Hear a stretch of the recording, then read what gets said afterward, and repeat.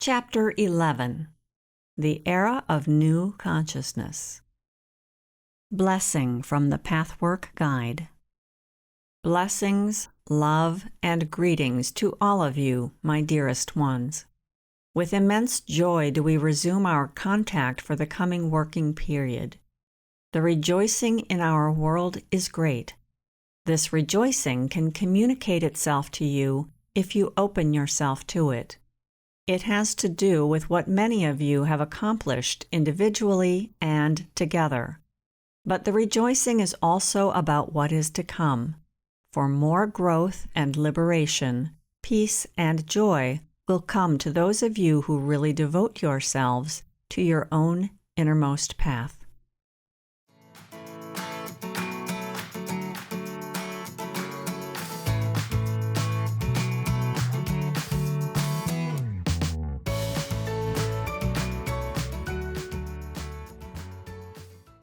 Many spiritual sources are delivering messages about an immense cosmic force that is sweeping this planet. A force has been released into this universe with the goal not of sweeping us out, but to sweep us clean. There is a surge happening in our world, leading us towards spiritual truth. New values are pushing their way through old walls of resistance. Let's look into what this cosmic force means in terms of a spiritual community, our individuality, and our personal healing and growth. Earth, as a planet, is an entity, and each person who lives here is a cell. It's much the same as the cells of a human body. Each cell on planet Earth is an energy center with consciousness, just as the cells of a body are consciousness and have energy. Now, the entity we call Earth is growing up. It is at an inner crossroads in the same way a growing person comes to an inner crossroads. At some point on our path, we each find that one part of us is ready to expand. In this part of ourselves, we are willing to take a risk and expose our secrets. We want to move into a new mode of living with a new vision of ourselves. In this new modality, we are not going to shed what's old, but transform whatever is not compatible with this pure new influx. We are going to incorporate the pure substance woven into the old self into an expanded version of ourselves. This will create a new version of ourselves. What we come to realize is that another part of ourselves, our lower self, is going to attempt to obstruct this movement. This part fears and distrusts, and therefore resists, this kind of growth. It's our ego consciousness that decides which part we will align with. It's inevitable that in such a conflict there will be crisis, created by the resisting part as it obstructs the evolutionary force that cannot be stopped. The less we are able to recognize what is happening in this struggle, the more we will deny and rationalize the true significance of what's going on. And this will result in an equally great upheaval in our lives that will frighten us. Conversely, the more we can see the struggle for what it is, the more we will be able to align with higher self principles, and the more quickly the crisis can be resolved. Then the crisis will transform into an experience of previously unimaginable joy. A crisis, then, is both healthy and unavoidable. Without a crisis, growth can't take place. Yet to the extent we resist growing, we create crisis. Our lower self is not only dishonest, selfish, and devious, it is also ignorant. And this ignorance makes us stubborn and unperceptive, in addition to being negative and destructive. Planet Earth also has a lower self.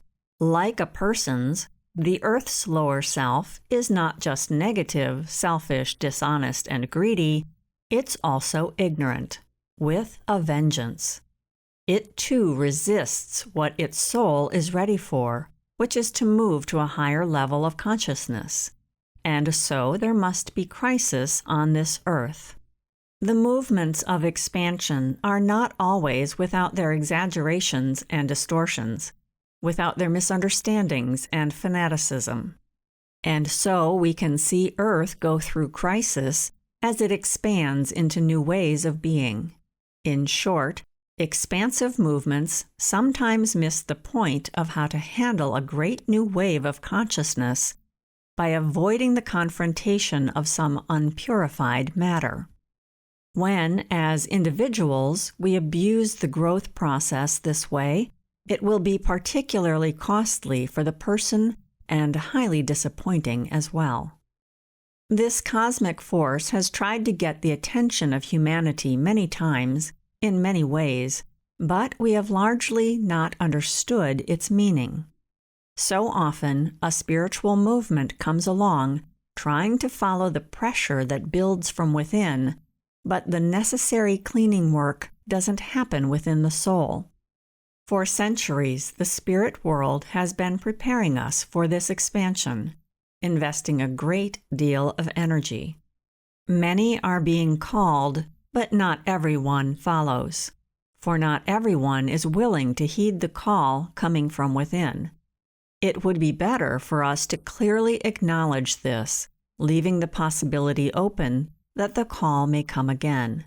But if instead we explain it away, preferring to accept illusions and delusions like they are valid reasons for our decision, then our soul is going to remain in a state of confusion.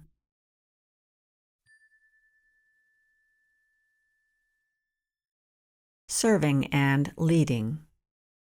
Right now, Earth, as an overall entity, is going through a struggle like this. If we are resisting the light of the new consciousness that is coming in, we have a stake in making ourselves blind and deaf to what is happening. Many people have the mental capacity and spiritual development to follow the movement that is happening, but choose, out of pride, self-will, and fear, not to follow the movement or to realize what is taking place. Of course, there are, at the same time, people who are at such a place in their spiritual development that they aren't ready to know that other levels of reality exist which we can't see with our eyes. Some may follow the movement, however, even though they don't quite grasp what is at stake. Those who follow the movement will discover deep joy and many blessings and will have no need to fear anything. They will be able to rejoice. By following the flow of the influx, they remain in harmony with the universe. They move with the process and don't try to obstruct it. These people are heeded as physical channels of the Christ consciousness as it penetrates further and further into the planet, pushing us into a new era. Such individuals who continually renew their decision to devote themselves completely to the process that is unfolding will not only make their lives full and meaningful, they will become useful for the whole cosmic evolution. In order for this surge to fulfill its purpose, profound purification must happen.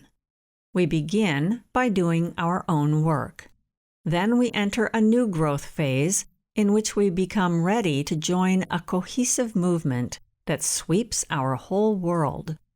In other words, there is more at stake here than just our individual fulfillment. By more, we are not implying that individual fulfillment is not as important. Our individual happiness, wholeness, and ability to walk freely in the world without obstructions is vitally important. Our personal fulfillment, which we can't enjoy unless we purify ourselves so we are no longer alienated from the truth of who we are, is the most important thing there is. At the same time, there is something else at stake. There is no contradiction here. Maybe we can put it like this. We can only find total fulfillment for ourselves when we serve a greater cause. Many of us have practically tripped over this truth as we have moved forward on our spiritual path. The guidance of the events that occur help us realize, sometimes more intuitively and sometimes more intellectually, that there is a great task we are simultaneously serving while we are fulfilling ourselves. What we find is that this greater service enhances our own fulfillment, in the same way our service requires that we become happy people. We start to experience that our own fulfillment lies in being of service, and we can be of service only by way of self-fulfillment. Once again, if this appears to be a contradiction, this is only so because we have a faulty perception of things. For what appear to be opposites can coexist nicely as complementary parts of a whole. They exist in oneness, so an individual person only appears to be opposed to the whole. As we do our spiritual work, we will learn to more consciously and deliberately perceive how important it is for each of us to work in service of the wave of Christ consciousness that is infiltrating us now. For those of us who are willing to follow this movement, it will drastically change our lives and our consciousness. We will see, going forward, that there are old values and there are new values. There will be old consciousness and new consciousness. We will come to see that our own personal fulfillment is a tool we can use to serve. For frustrated people cannot serve. Unhappy people cannot undertake the task of enriching the lives of others and themselves. They cannot set a desirable example. For how can someone who is poor enrich others? Someone who is poor also can't pretend, for followers do know. They do know, in a deep inner place, whether the ones leading are genuinely fulfilling or just pretending. Only people who sit firmly in themselves, fully centered in their own God consciousness, can create lives for themselves that meet their desires, that enliven others, and that teach their consciousness to others. There are many different tasks in this world, but everyone who serves in this cause must also teach and lead. They represent the new consciousness and live the new values, both through instruction and by example, as they transmit joy, love, and the capacity for a person to be their best self.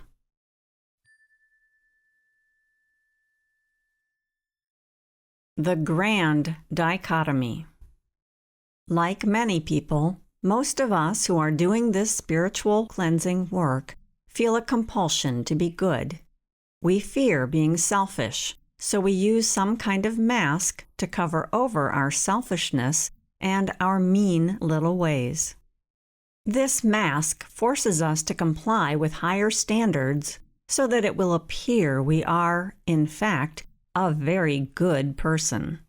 Often, there will be a message and a genuine surge coming from our higher self that gets woven into the threads of our mask, creating this cloak of false goodness. What we find, as we go deeply into our work of self-discovery, is that a part of us has been selling out our true self-interest, giving up our real rights, in an effort to please some make-believe authority. We are not doing this in a spirit of pure service, but rather by design.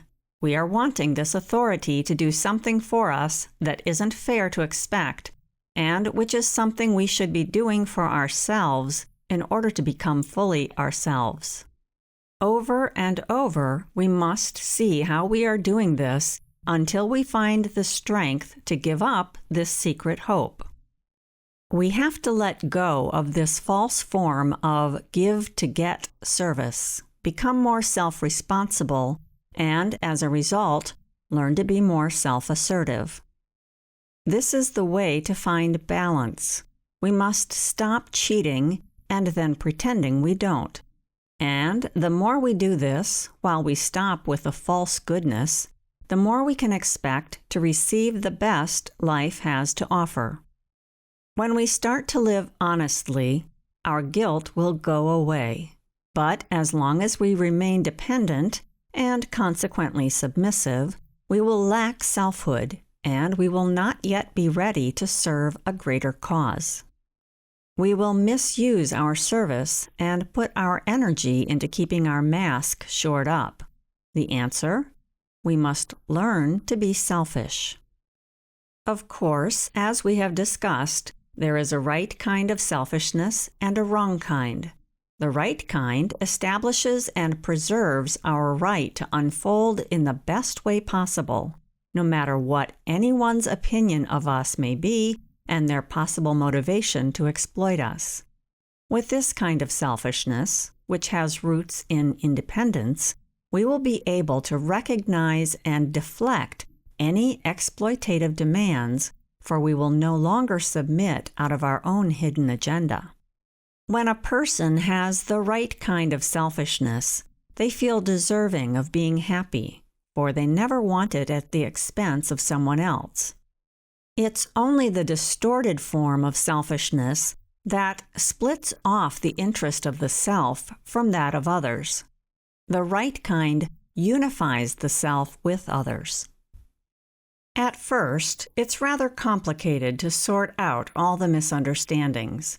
But once we have traveled some distance along the spiral movement of our path, there is no longer any dichotomy between the self and the other. When we free ourselves from the real guilt caused by our pretenses and our hiding, by the hidden agenda we are disguising and the negativity this keeps perpetuating, we won't feel unworthy of becoming our best selves. We won't hesitate to be the happiest and most deeply fulfilled person. Then our service won't be something we do to compensate for our guilt. This particular spiritual path has been designed to prepare as many people as possible for the great event now sweeping our universe. This requires guilt-free souls who are strong and who act for real, not false reasons. This is why our work on this path begins by bringing out both our false and real selfishness, in an effort to help us become unselfish without sacrificing personal fulfillment. Our lower self, with its lower aims, has to be sacrificed often. But is giving up our lower self really a sacrifice? It only seems to be so. What ultimately arises is genuine fulfillment. Then our outer self, our ego consciousness, will no longer go against our God self. We can only reach this state, though, when we have learned to let go of our mask of false service. We must expose our short-sighted selfishness that stems from our littler self. Then, and only then, after we learn healthy selfishness, do we come into a true selflessness that isn't in any way contradictory. When people align with spiritual teachings that focus on service too soon in the process, there's a danger that some will use the teachings to escape from their work, from their hidden selfishness. To compensate, they offer service through being a martyr, which is never wholesome for the soul. Anytime we refuse to truly become self-responsible and independent, we are not meeting our hidden selfishness, and so whatever service we offer is distorted. If we look at our personal healing work in this light, we will see more clearly the overall dynamics. We might represent our work using a certain symbolic figure, which is widely used in spiritual expressions because it is a recurring thought form. It consists of 3 circles in a mandala-shaped design. The higher self is represented by the center circle, which is surrounded by the lower self, which is surrounded by the mask self and our defenses. We can apply this to our individual work and also to the work of a spiritual community, as well as to humanity as a whole.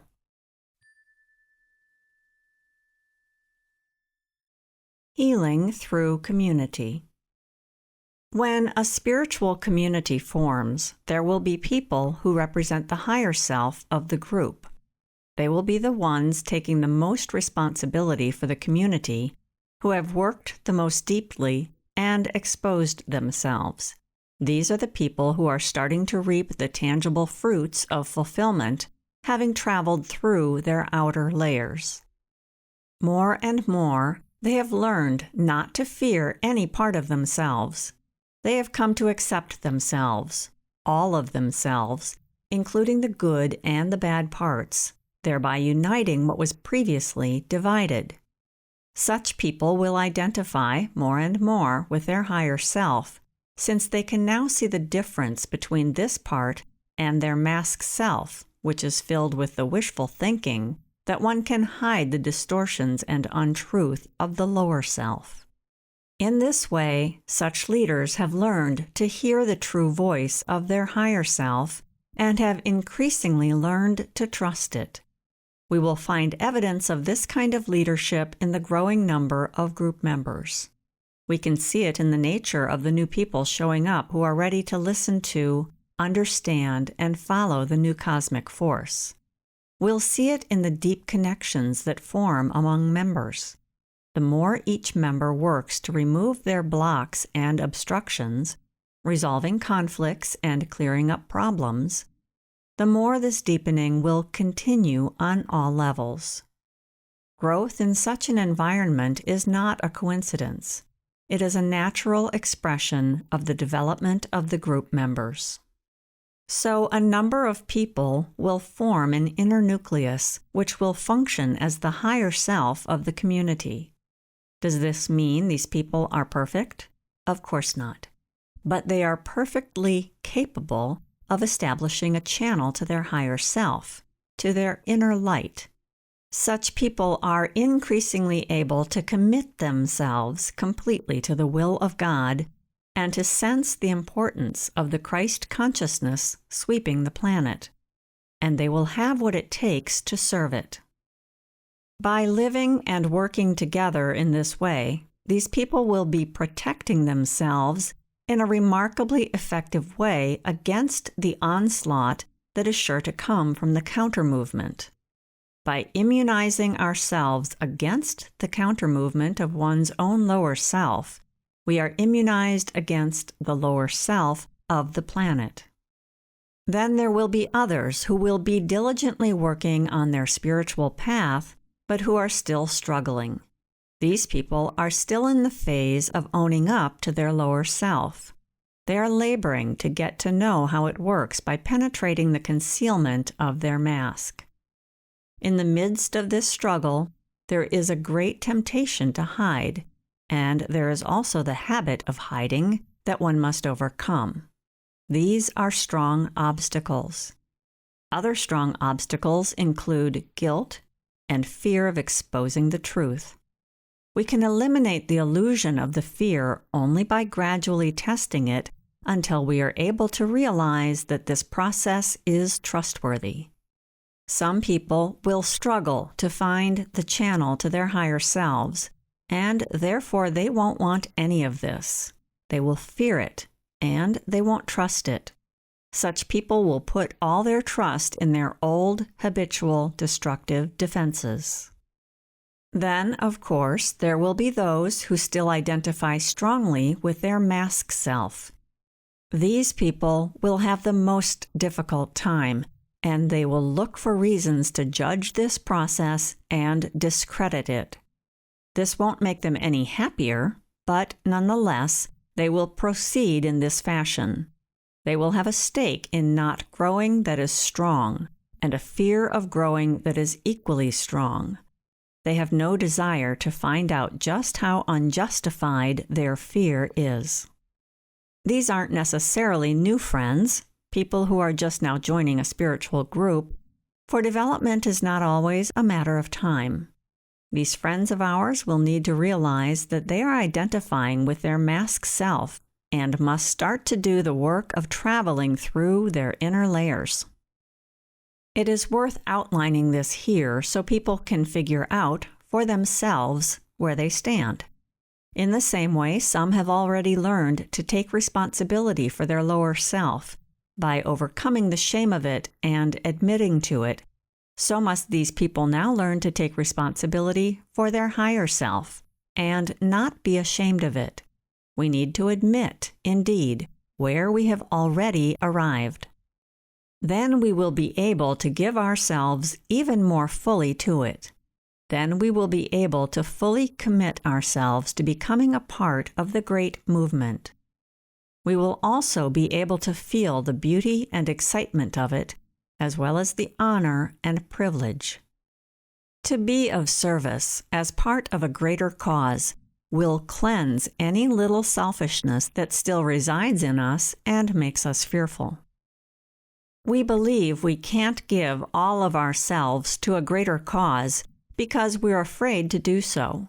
But in truth, it works the other way around. We are afraid because we still cling to a little piece of selfishness here or there. To consciously give ourselves to a greater cause that is sweeping the entire planet is in itself a cleansing process.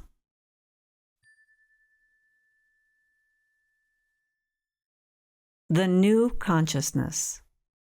The wave of new consciousness that is arriving is bringing with it new values based on these new truths. They are not actually new, however, as they have always existed in highly developed people who have incarnated to accomplish a specific task and who have not been widely known. The big difference right now is that the whole planet is growing up and stepping into its own divine consciousness. The first thing for us to do, in this respect, is to gain a conscious understanding that our life must reach beyond the bounds of our immediate personality. We must also understand that this expansion will lead to a happiness, even though a prerequisite for experiencing it is also happiness. There is nothing dividing expansion from happiness.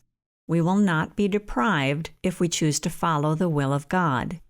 So in the years to come, we must become proficient in trusting, to totally surrendering to the God within, every single day, in all issues, in any venture, in each decision we make, even regarding the opinions we elect to adopt. With this new consciousness, we won't make sacrificial decisions using just our head, hoping to get the immediate fulfillment of our desires. With the new consciousness, we will make decisions in a whole new way. The new consciousness is already aware that our outer self doesn't have the answers, that it's full of prejudices and highly colored distortions. The new consciousness consults the higher self in all things, and is willing to wait patiently and quietly to receive an answer. It is not opinionated. It is happy to accept when, as of yet, it doesn't know, and it stays open. It doesn't have a stake in getting a certain answer. It makes room for the possibility that the answer could be just about anything. What comes may be what is desired, or it may be the exact opposite. But either way, it trusts that whatever comes, it will be good. This is the kind of approach that has no fixed opinion. It makes itself empty. This is a hallmark of this new value system, which has already started to sweep the planet. Of course, this is going to clash with the old value system, which functions at merely the surface level. The old values focus on the little immediate emotions and take the narrow view, which has a stake in not even wanting to consider what's possible or to widen one's perceptions. These old values are going to clash with the new ones as they rise up in each of us. In our communities, The clash will be between those who align with the new consciousness and those who align with the old. As this unfolds, it will become increasingly clear where we stand. It will not be enough to claim, "I belong in the new consciousness," while continuing to act in the old ways. We can say whatever we want, but our actions and the way we approach decisions will be the litmus test revealing in which camp we belong. Many people walking on a spiritual path have already made the commitment, and they are already being caught up in the remarkable surge of new golden light that is sweeping the earth.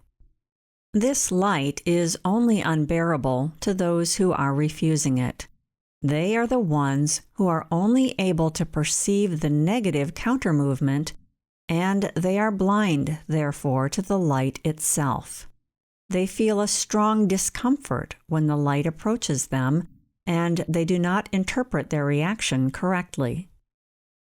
The light carries the greatest joy to those who want to receive it, who are willing to give themselves to it, and who fight for the light and serve it. Blessing from the Pathwork Guide. Be blessed, my dearest ones.